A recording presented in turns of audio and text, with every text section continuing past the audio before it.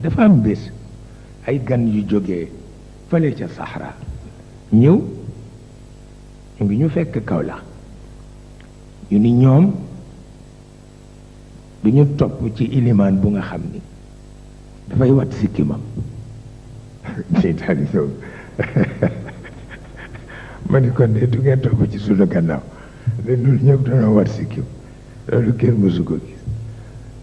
rekk ki indil ñu fitna ba nga xam ne dañu doon xareek ñoom mujj na sax ma xas sikkim yëpp te waruma wax dëgg yàlla waaw ndax dem naa ci ba di leen wax bayt ba rus naa sax waxati bayt ba ndax ka ko wax dafa soxor waaw wa kullu mriin ذي لحية عذولية يقوم عليها ظن أن له فضلا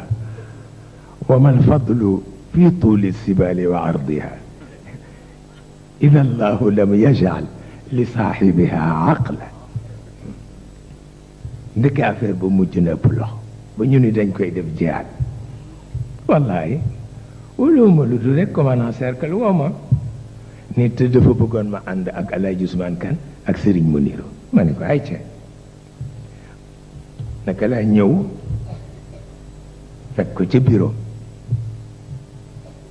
ñetti chaise a ngi nii chaise bi mu toog a ngi nii mu daldi jóg ci chaise bi mu toog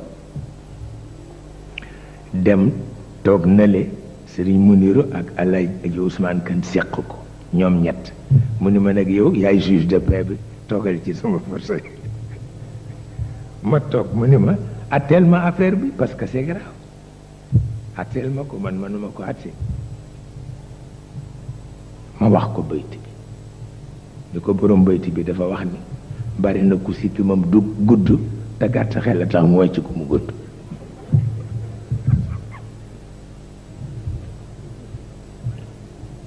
ma wax ko dafa ree ba bëgg a dee waaye mu ni ma li ma ci gis te gis ko mooy toll nga foo xam ni muñ rekk moo la war waaw mu ni ma parce que koo xam ni da nga yëlif xale yi ñoragul ak mag ñu jaaxle mu ni ma muñ rekk moo la war waaw ni ma loolu laa ci xam yëkkati benn enveloppe bu def xaalis ni ma maa ko def ci ngan gi ma ni ko bii de moom baax na waaw tabarkal tabarkal loolu li ma ci am ci xeet mais bu ci ne li koy réglé doo xam lan la doo xam li koy réglé lan la man li ma yëg rek mooy tànk tooñuloo yàlla di la wutal ay solution waaw man noonu laa ko jàppe jàppewuma ko leneen ba tax na looloo ngi ci